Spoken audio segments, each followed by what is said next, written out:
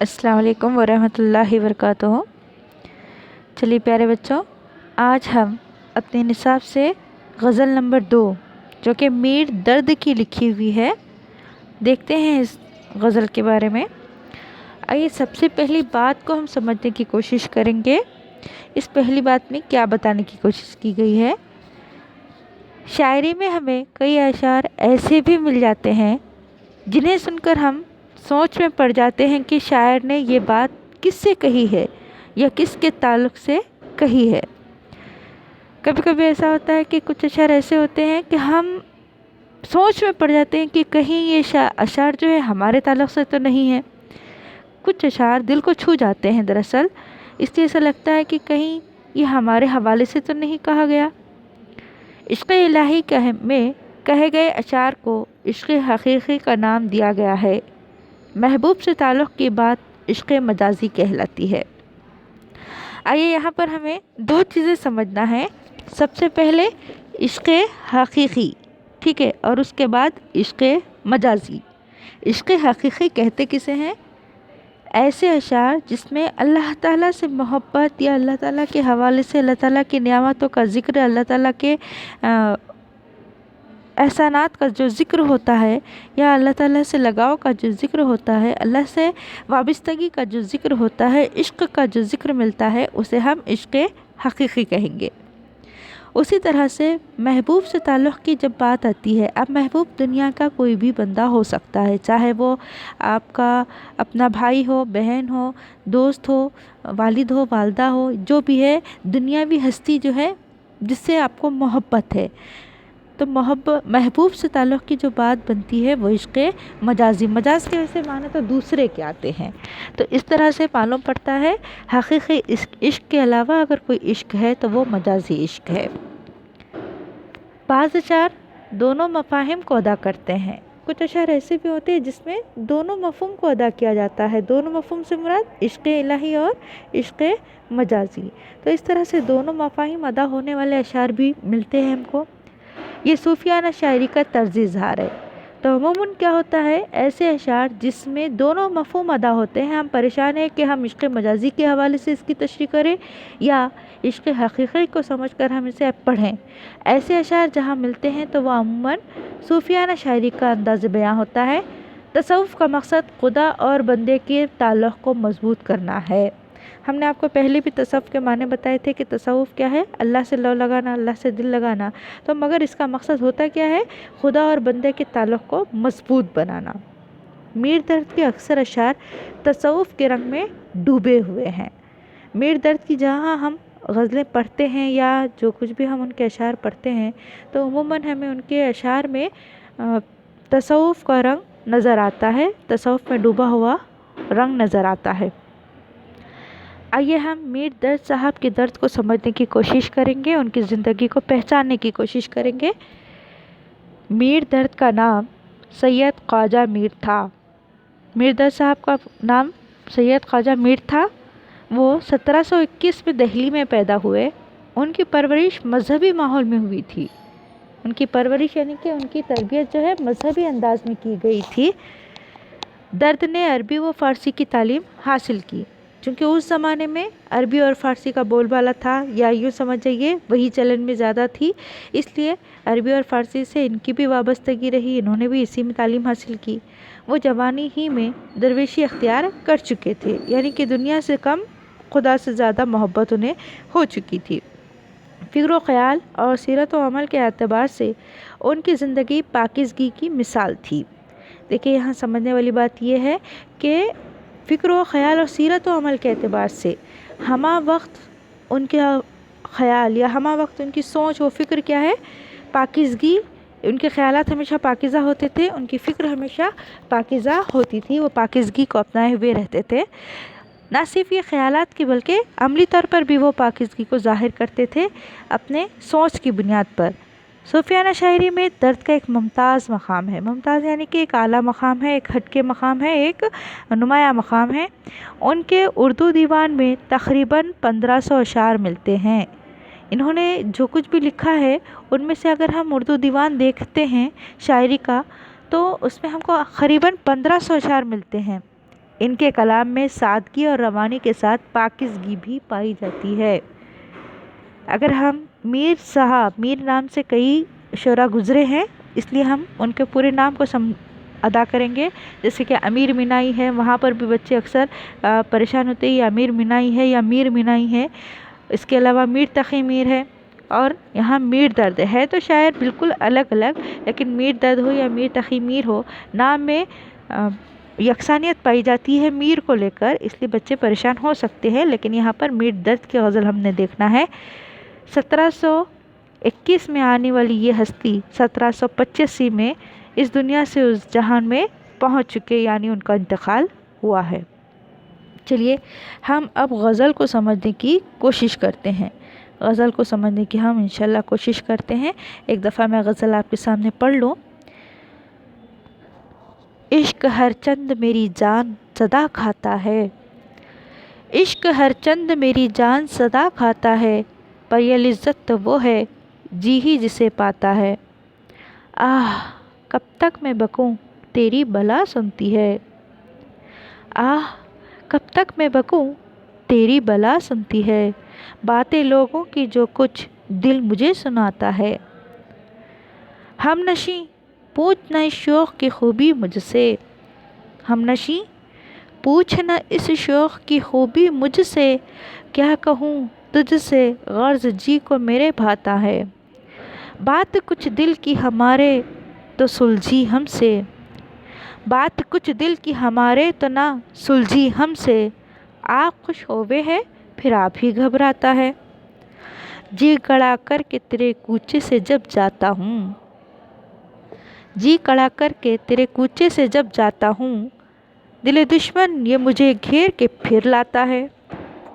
درد کی قدر میرے یار سمجھنا واللہ، درد کی قدر میرے یار سمجھنا واللہ، ایسا آزاد تیرے دام میں یوں آتا ہے۔ ہاں تو چلیے ہم یہاں پر ایک ایک شعر کے ذریعے اشعار کو سمجھنے کی کوشش کریں گے، تشریح کرتے ہوئے غزل کو سمجھنے کی کوشش کریں گے۔ میں ایک مرتبہ پھر اعادے کے طور پہ بتاتی چلوں کہ غزل کا ہر شعر معنی کے اعتبار سے الگ ہوتا ہے، جدا ہوتا ہے۔ ایک شعر کا دوسرے شعر سے معنوی مفہوم ہونا، معنوی ربط ہونا ضروری نہیں ہے۔ تو آئیے یہاں پر ہم پہلا شعر دیکھتے ہیں، شاعر کیا کہنا چاہتے ہیں پہلے شعر میں۔ عشق ہر چند میری جان صدا کھاتا ہے، عشق ہر چند میری جان صدا کھاتا ہے، پر یہ لذت تو وہ ہے جی ہی جسے پاتا ہے۔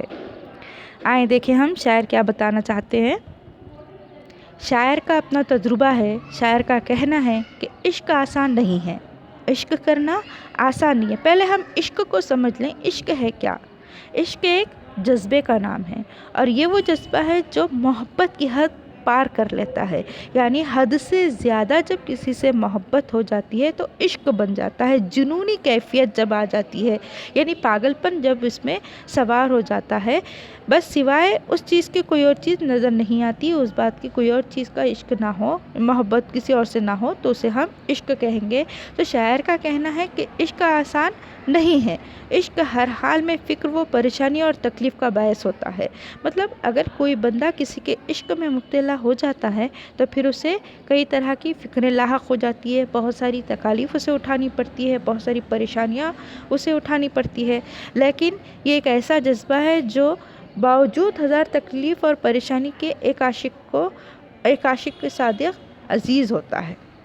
ٹھیک ہے، مطلب آپ نے کئی دفعہ سنا ہوگا کہ انہیں ان سے عشق ہے یا محبت ہے، جب عشق حد سے زیادہ بڑھ جاتا ہے تو چاہے جو بھی ہو وہ عاشق اپنی چیز کو حاصل کیے بنا نہیں رہتا، یا اس چیز سے وہ حد سے زیادہ جنونی محبت کرنے لگتا ہے تو وہ تکلیفوں کا احساس بھی کھو دیتا ہے، اس کا جو تکلیف پریشانیوں والا معاملہ ہوتا ہے اسے وہ محسوس ہی نہیں ہوتا جب وہ عشق میں کھویا رہتا ہے۔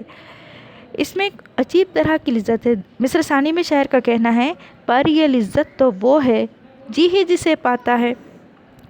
یہاں پر شاعر نے مصر ثانی کے ذریعے بتانا چاہا ہے کہ جو دل عاشق یہاں پر شاعر کا کہنا ہے کہ اس میں ایک عجیب طرح کی لذت ہے، یعنی کہ ایک مزہ ہے، ٹھیک ہے، ایک مزہ ہے، عشق میں بھی اپنا ایک مزہ ہے، اور یہ مزہ چاہے اس میں تکلیف کیوں نہ ہو، چاہے اس مزے میں کبھی کہا جاتا ہے ہاں میٹھا میٹھا سا درد ہے، کبھی ایسا کہا جاتا ہے، سنا ہوگا آپ نے، تو یہاں پر شاعر کا کہنا ہے اس میں چاہے جتنی ہی تکلیف ہو لیکن اس تکلیف کا بھی اپنا مزہ ہے، اس کا بھی اپنا بہت زیادہ مزہ آتا ہے اس کے اندر، اور اسی میں وہ ہمہ وقت ڈوبا رہتا ہے۔ سچ تو یہ ہے کہ عشق کی تڑپ یا اس کی کسک جو ہوتی ہے وہ عجیب طرح کی لطف ہوتا ہے اس میں عاشق کو، اور یہ عاشق کے سوا کوئی محسوس نہیں کر سکتا۔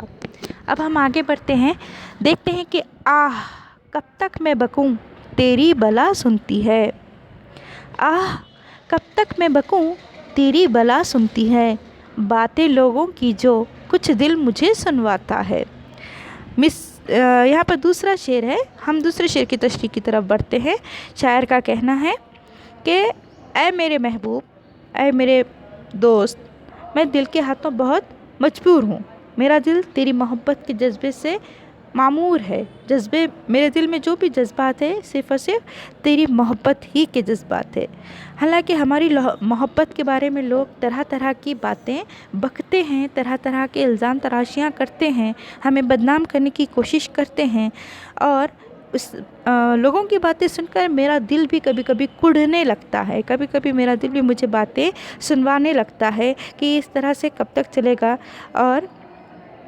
اور میں کب تک کہ تیرے سامنے اپنی محبت کی داستان سناتا رہوں گا، اپنی محبت کے بارے میں بتاتا رہوں گا، کیونکہ تو بھی کیا ہے سنی انسنی کر دیتا ہے، کبھی تو میری محبت کو سمجھتا ہی نہیں ہے، تو کبھی میری طرف راغب ہوتا ہی نہیں ہے، تو میرے جذبات کو سمجھنے کی کوشش ہی نہیں کرتا ہے۔ تو اسی لیے شاعر کا کہنا ہے اگر تو میری باتیں سنتا تو میرے دل کا بوجھ کچھ ہلکا ہو جاتا تھا، اور یہاں پر لوگوں نے میری حالت کو دیکھ کر اندازہ لگا لیا کہ میں عاشق مزاج بندہ ہوں، میں کسی پر فریفتہ ہو چکا ہوں، میں عشق میں ڈوب چکا ہوں۔ اب ہم یہاں پر چاہے تو زمانی عشق لے سکتے ہیں، ضروری نہیں ہے کہ ہم دنیاوی عشق لیں، ہم دنیا ہی کا عشق لیں، بلکہ ہم یہاں پر اس طرح سے عشق مجازی کے بجائے عشق حقیقی کی طرف پلٹ سکتے ہیں۔ یہاں پر کیا کہنا چاہتا ہے شعر کہ آہ کب تک میں بکوں تیری بلا سنتی ہے، باتیں لوگوں کی جو کچھ دل مجھے سنواتا ہے، یعنی کہ شاعر اللہ سے اتنا زیادہ لگاؤ لگا بیٹھا ہے، اتنی زیادہ محبت کر بیٹھا ہے کہ دنیا و مافیا کی اسے کوئی خبر ہی نہیں ہے، دنیا کا کوئی اسے علم ہی نہیں کہ زمانے میں چل کیا رہا ہے۔ ہاں اسے یہ معلوم ہے کہ لوگ اس کے بارے میں طرح طرح کی باتیں کر رہے ہیں کہ یہ پاگل ہے، یہ اللہ والا بن چکا ہے، دنیا سے کوئی مطلب نہیں ہے، بس وہ اتنا زیادہ اللہ سے مانگ رہا ہے، اتنا زیادہ اللہ کی طرف جھکا ہوا ہے، اور اسے دنیا سے کوئی واسطہ ہی نہیں ہے کہ دنیا داری کیسے نبھانی ہے۔ تو یہاں پر شاعر کا دل کہتا ہے کہ کبھی تو دنیا کی طرف بھی راغب ہو جا، کبھی تو دنیا کی طرف بھی پلٹ آ، اس طرح سے تو صرف اور صرف اللہ ہی کا ہو کر رہ جائے گا، یا اللہ ہی سے عشق و محبت کرے گا تو لوگ تجھے دیوانہ سمجھنے لگیں گے، لیکن میرا دل دنیا میں واپس جانے کو کرتا ہی نہیں، یا میرا دل راغب ہوتا ہی نہیں۔ اگر کچھ میں دنیا داری بھی نبھا لیتا، یا کچھ میں دنیا والوں سے بھی محبت نبھا لیتا، تو شاید میرے دل کا بوجھ ہلکا ہو جاتا، یا لوگوں کی باتیں اس طرح سننے کو نہیں ملتی۔ آئے ہم تیسرے شعر کی طرف چلتے ہیں۔ تیسرا شعر، ہم نشیں پوچھنا اس شوق کی خوبی مجھ سے، ہم نشیں پوچھنا اس شوق کی خوبی مجھ سے، کیا کہوں تجھ سے غرض جی کو میرے بھاتا ہے۔ آئیں شاعر کیا کہنا چاہتا ہے دیکھیں گے۔ یہاں پر ہم نشیں یعنی ساتھ اٹھنے بیٹھنے والے، یہاں پر کچھ ایسے الفاظ ہوتے ہیں جس کو آپ سمجھنا ضروری ہے۔ ہم نشیں، نشیں نشست سے ہے، بیٹھنے سے ہے، تو ہم نشیں ساتھ اٹھنے بیٹھنے والے، ٹھیک ہے۔ آئیں ہم آگے بڑھتے ہیں، شاعر کا کیا کہنا ہے غور کریں گے ہم یہاں پر۔ شاعر اپنے ہم نشیں و ہم جلیس سے کہتا ہے کہ اے میرے ہم نشیں، تو میرے محبوب کی خوبی اور اچھائی کے بارے میں مجھ سے کچھ مت پوچھ۔ مطلب یہاں پر کسی محفل میں اگر آپ بیٹھ رہے ہیں، اٹھ رہے ہیں، شاعر کے حوالے سے کہتی ہوں، شاعر کہنا یہ چاہتے ہیں کہ میں جب کسی محفل میں جاتا ہوں اور میرے آس پاس جو لوگ اٹھتے بیٹھتے ہیں تو ان سے شاعر مخاطب ہو کر کہتا ہے کہ ہم کیونکہ جو عشق کرتے ہیں وہ بس کیسے ہیں، عشق کرتے چلے جاتے ہیں، وہ اپنے عاشق کے اندر کسی قسم کی کوئی عیب یا کوئی برائی تلاش کرتے ہی نہیں ہیں۔ تو شاعر پہلے ہی اپنے ہم نشیں سے یعنی اٹھنے بیٹھنے والوں کو سمجھانے کی کوشش کرتا ہے، ساتھ اٹھنے بیٹھنے والوں کو جو اس کے ساتھ محفل میں اٹھتے بیٹھتے ہیں، ہمہ وقت ساتھ رہتے ہیں، ان سے کہتا ہے کہ جب لوگ اس سے کہتے ہیں کہ تم اتنے پاگل ہو چکے ہو یا تم اتنے کھوئے ہوئے رہتے ہو، آخر تمہارا محبوب ہے کیسے، آخر اس میں ایسی کیا خوبی ہے، ایسی کیا بات ہے جو اتنا تم اس پر فریفتہ ہو چکے ہو، تو وہ سمجھاتا ہے شاعر کہ دیکھو اے میرے ہم نشیں، تم میرے محبوب کی خوبی یا اچھائی کے بارے میں تو بالکل بھی نہ پوچھو، کیونکہ ہم نے اس کی خوبیوں یا اچھائیوں یا اس کے عیب کو دیکھ کر یا اس کی اداؤں کو دیکھ کر نہیں، بس ہم نے عشق کر لیا ہے، اور عشق کرنے والے تو صرف عشق کرتے ہیں، وہ اپنے محبوب کی خوبی یا برائی سے کوئی غرض نہیں رکھتے، ان کے لیے یہی کافی ہوتا ہے کہ محبوب ان کے دل کو بھاتا ہے اور اس کی محبت میں وہ سرشار رہتے ہیں۔ کیا کہوں تجھ سے غرض جی کو میرے بھاتا ہے۔ شاعر کیا کہتا ہے اپنے ہم نشین سے، ساتھ اٹھنے بیٹھنے والوں سے، دوسرے دیگر جو اس کے مخاطب رہتے ہیں یا دیگر جو اس کے دوست و احباب ہیں، ان سے کہتا ہے کہ بھلے میرا محبوب تمہاری نظر میں کچھ بھی ہو، لیکن میرے لیے بہت عزیز ہے، کیونکہ اس کی وجہ سے میرا دل مطمئن رہتا ہے، وہ میرے دل کو بھاتا ہے، اس کو دیکھ کر مجھے تسلی ہوتی ہے، مجھے جینے کا حوصلہ ملتا ہے، اس لیے تم میرے محبوب کی خوبیوں یا خامیوں کا ذکر مجھ سے مت کیا کرو۔ چلیے ہم آگے بڑھتے ہیں۔ اگلا شعر ہے، بات کچھ دل کی ہمارے تو نہ سلجھی ہم سے، بات کچھ دل کی ہمارے تو نہ سلجھی ہم سے، آپ خوش ہوئے ہیں پھر آپ ہی گھبراتا ہے۔ غور کیجئے گا یہاں پر، بات کچھ دل کی ہمارے تو نہ سلجھی ہم سے، آپ خوش ہوئے ہیں پھر آپ ہی گھبراتا ہے۔ کیا کہتا ہے شاعر دیکھیں گے۔ شاعر کا کہنا ہے کہ دل کے معاملات کچھ عجیب سے ہوتے ہیں، ان پر کوئی اختیار نہیں ہوتا ہے، ان کو سمجھنا، ان کی گتھیوں کو سلجھانا آسان نہیں ہوتا۔ دل کے معاملات عجیب طرح کے ہوتے ہیں، کبھی دل بچہ بن جاتا ہے، ضد کرنے لگتا ہے، کبھی دل دنیا میں لگنا ہی نہیں چاہتا، دنیا سے منہ موڑ لیتا ہے، دل اداس ہو جاتا ہے، تو یہ سمجھنا ایک معمے سے کم نہیں ہے۔ شاعر بھی دل کے معاملات میں اپنے آپ کو بے بس سمجھتا ہے، وہ اپنے آپ کو بے بس پاتا ہے، وہ کہتا ہے کہ ہم نے دل کی بات کو سمجھانے کی کوشش کی تھی مگر تھک ہار کر بیٹھ گئے، دل کو وہ بہت سمجھانے کی کوشش کی، دنیا سے دل لگانے کے لیے یا اللہ سے دل لگانے کے لیے یا محبوب سے دل لگانے کے لیے یا جس بھی طرح سے ہو، شاعر نے اپنے آپ کو اور اپنے دل کو سمجھانے کی حتی الامکان کوشش کی، بہت زیادہ کوشش کی، لیکن دل ہے کہ مانتا ہی نہیں، بالکل وہ اپنے دل کے ہاتھوں مجبور ہو کر تھک کر بیٹھ چکے ہیں۔ تو یہاں پر اس کی وجہ کیا بتاتے ہیں شاعر کہ دل کو ہم سمجھا نہیں پائے، دل پر ہم قابو نہیں رکھ پائے، اس کی وجہ یہ بتاتے ہیں کہ دل کبھی کبھی اپنے آپ ہی خوش ہو جاتا ہے، اور کس بات پر خوش ہونا ہے یہ نہیں معلوم اس کو، اور کبھی کبھی ہم اسے خوش کرنے کی کوشش کرتے ہیں لیکن اس پر اداسی چھائی رہتی ہے، وہ مایوس سا رہتا ہے، اور ہم سمجھنے سے قاصر رہتے ہیں کہ آخر ہمارے دل کو ہوا کیا ہے کہ اچانک یہ گھبرانے لگتا ہے، اور گھبراہٹ کی وجہ ہم نہیں جانتے، کیونکہ شاعر کا کہنا ہے آپ ہی خوش ہوئے ہیں پھر آپ ہی گھبراتا ہے۔ کبھی ایسا ہوتا ہے نا، آج میں بہت خوش ہوں، کبھی لوگ کہتے ہیں، کبھی آپ کے دوست بہن بھائی وغیرہ کبھی کہتے ہیں آج میں بہت خوش ہوں، اب خوشی کی وجہ نہیں معلوم، پتہ نہیں کیوں خوش ہے، بہت اچھا موڈ ہے میرا، بہت مجھے خوشی ہو رہی ہے، اچھا لگ رہا ہے، اور کبھی کبھی بے وجہ انسان اداس ہو جاتا ہے، کہیں نہ کہیں اس کے تحت الشعور میں، اس کے ذہنی طور پہ وہ کہیں نہ کہیں ڈسٹرب ہوتا ہے یا کہیں نہ کہیں وہ مضطرب ہوتا ہے، لیکن وہ بات وہ سمجھا نہیں پاتا، ہاں اس کا اثر اس کے دل پر ہونے لگتا ہے، تو کچھ ایسی بات جو اس کے دل کے کسی کونے میں کسی گوشے میں چھپی ہوتی ہے لیکن سمجھنے سے قاصر ہوتا ہے، تو ایسے وقت میں اس کا دل اداس ہو جاتا ہے۔ تو اسی لیے شاعر کا بھی معاملہ کچھ اسی طرح سے ہے، کس بات پر خوش ہوتا ہے دل پتہ نہیں، اچانک کیوں گھبرا رہا ہے اس کا دل، یہ بھی وہ سمجھنے سے قاصر ہے۔ چلیے پھر ہم آگے بڑھتے ہیں۔ جی کڑا کر کے تیرے کوچے سے جب جاتا ہوں، جی کڑا کر کے تیرے کوچے سے جب جاتا ہوں، جی کڑا کر کے تیرے کوچے سے جب جاتا ہوں، دل دشمن یہ مجھے گھیر کے پھر لاتا ہے۔ آئیے یہاں پر پھر ایک لفظ آیا ہے کوچے، کوچے میں نے آپ کو پہلے بھی بتایا تھا، کوچے کے معنی گلی کے ہوتے ہیں، تو یہاں پر کڑا کرنا یہ محاورہ ہے، مضبوط کرنا، جی کڑا کرنا مضبوط کرنا محاورہ ہے بیٹا، تو مضبوط کر کے आए हम आगे इसकी तशरीह को देखने की कोशिश करेंगे। महबूब के कूचे में पड़े रहना एक आशिक का मुक़द्दर होता है। जब कोई किसी से बहुत ज़्यादा मोहब्बत करता है तो अपने महबूब जिससे मोहब्बत है और या फिर अपना माशूक जिससे उसको बहुत ज़्यादा इश्क है, उसी के पास रहना, उसी का दीदार करना, उसी की याद में रहना, उसी के लिए खोए रहना अच्छा लगता है, इसका वो मुक़द्दर बन जाता है। लेकिन जब महबूब की बेनियाज़ी और बेइल्तिफ़ाती हद से गुज़र जाती है तो उसे ख़्याल आता है कि कूचा छोड़कर उसे क्या ख़्याल आता है कि यहाँ पर हमें क्या करना चाहिए था, कूचा छोड़कर कहीं और चला जाना चाहिए था। मतलब ये बताने की कोशिश की गई है, जी कड़ा करके तेरे कूचे से जब जाता हूँ। शायर का कहना है कि जब मैं हद से ज़्यादा तुझसे मोहब्बत करता हूँ और तेरी मोहब्बत के आगोश में रहना चाहता हूँ। अब ये मोहब्बत चाहे मजाजी हो या हकीकी हो, ये हमारे समझने पर मुनहसर है। शायर का कहना है कि जब वो जी गड़ा करके अपने महबूब के कोचे में पड़ा रहता है लेकिन महबूब उस पर नज़र इल्तफ़ात नहीं करता या उल्फत की नज़र नहीं डालता तो उसका दिल ये कहने लगता है कि अब मुझे यहाँ नहीं रहना बल्कि मुझे कहीं और चला जाना चाहिए, क्योंकि इस तरह की नागवारी या इस तरह की बेइल्तिफ़ाती शायर को अच्छी नहीं लगती, उसकी तबीयत ही गवारा नहीं करती। लेकिन जब कहीं वो किसी और जगह जाने की कोशिश करता है तो दुश्मन दिल उसका फिर घेर घार के उसी जगह लाता है जहाँ से वो उठकर जाने की कोशिश की थी।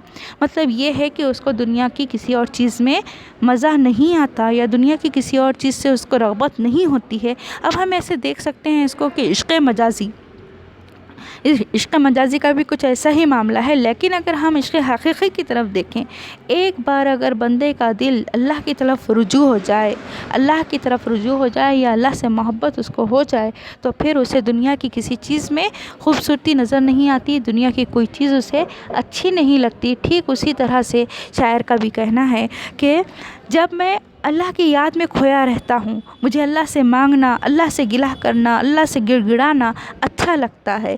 लेकिन कभी कभी मेरी मांगी हुई चीज़, मेरी तलब जब पूरी नहीं होती या मेरे दिल को कभी सुकून व इत्मीनान नहीं मिलता तो मेरा दिल यूँ कहने लगता है इतना मांगना बेसूद हुआ, इतना गिड़गिड़ाना, इतना रोना अल्लाह के सामने, ये सब बेमानी बेसूद हुआ। अब क्या फ़ायदा इतना वक्त अल्लाह की याद में खोए रहने का, चलो किसी और जगह चलते हैं, चलो दुनिया ही में दिल लगाते हैं। और अगर ऐसा कोई ख़्याल उसके दिल में आता है और वो वहाँ से निकलने की कोशिश करता है तब भी उसको सुकून मैसर नहीं होता, तब भी उसको क़रार नहीं आता। फिर वापस से उसका दिल ये कहकर उसे ले आता है कि आज नहीं तो कल तुझे सुकून यहीं पर मिलेगा, और इस तरह से वो वापस अपने महबूब के दर पर आ जाता है। महबूब या उसका माशूक़ जो है यहाँ पर अल्लाह ताला ही है, इसीलिए अल्लाह ताला बन जाता है। तो इसीलिए शायर का कहना है कि मेरा जो दिल है वो दुश्मन है, मुझे घेर के फिर क्या करता है, घेर के यानी कि समेट कर पकड़ कर वापस से इस तरह से समझा कर के यहीं पर तुझको सुकून मिलेगा, यहीं पर तुझको मोहब्बत मिलेगी, यहीं पर तुझको क़रार मिलेगा।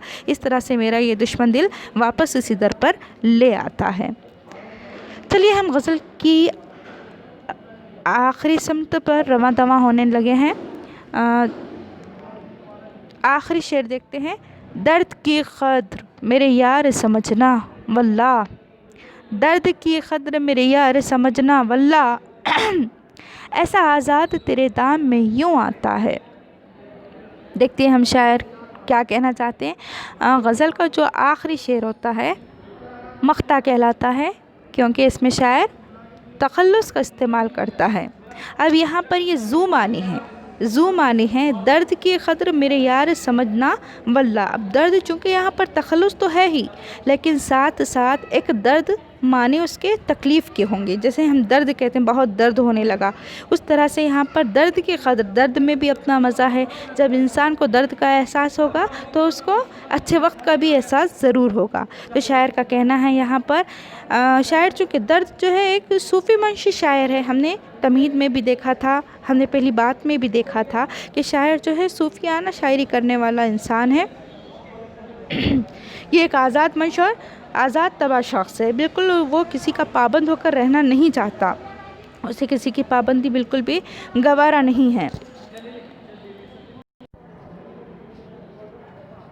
हाँ, तो शायर का कहना है कि वो किसी का पाबंद होकर रहना नहीं चाहता, उसके बावजूद اس کے باوجود وہ اپنے محبوب کے دام الفت میں، دام محبت میں گرفتار ہے۔ اب محبوب ہم اگر صوفی منشی کے اعتبار سے اگر دیکھتے ہیں، صوفیانہ شاعری کے اعتبار سے دیکھتے ہیں تو یہاں پر عشق الہی کی طرف یہ شعر جاتا ہے۔ شاعر کا کہنا ہے کہ میں کسی کا پابند ہو کر نہیں رہنا چاہتا، محبت کے دام میں گرفتار نہیں رہنا چاہتا، اسی لیے وہ محبوب سے کہتا ہے کہ اے میرے یار، تو درد کی قدر و قیمت کو سمجھ اور غمزے نہ دکھا۔ مطلب غمزے سے مراد یہاں پر نخرے نہ دکھا۔ اے میرے یار، یعنی یار سے مخاطب ہے، کہتا ہے کہ تو میری قدر و قیمت کو سمجھ اور مجھ سے تو اس طرح سے تغافل نہ برت۔ اگر ہم اس کو یہاں پر ذمانی طور پہ دیکھتے ہیں، اگر عشق الہی کی طرف دیکھتے ہیں تو اللہ سے ہی شکوہ کرتا ہے شاعر، کہتا ہے کہ اے اللہ، تو میری قدر کو سمجھتا ہے، جانتا ہے، تو پھر میری باتیں یا میری دعائیں یا میری مانگ کو تو پورا کیوں نہیں کرتا، میرے دل کو تو قرار کیوں نہیں دیتا، کیوں میرے ساتھ تو اتنی غفلت برتتا ہے، شکوہ کر رہا ہے شاعر۔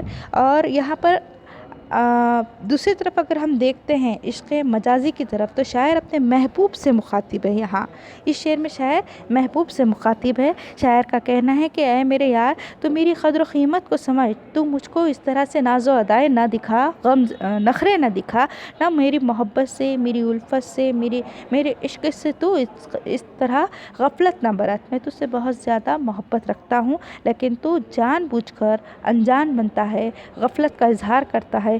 قسم خدا کی میں ایسا آزاد مرد ہوں کہ کسی کی محبت کے دام میں نہیں پھنستا۔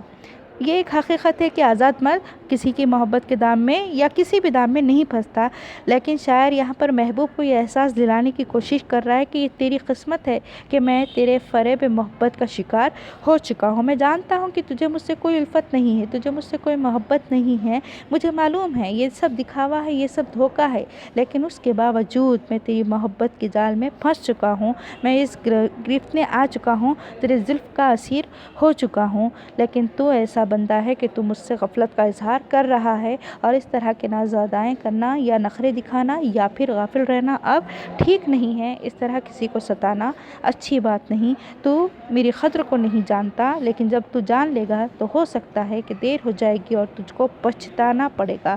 اسی لیے یہاں پر شاعر اپنے محبوب کو، اپنے یار کو، اپنے دوست کو سمجھانے کی کوشش کرتا ہے۔ واللہ کے معنی یہاں پر اللہ کی قسم کے آئیں گے، واللہ کے معنی اللہ کی قسم کے آئیں گے۔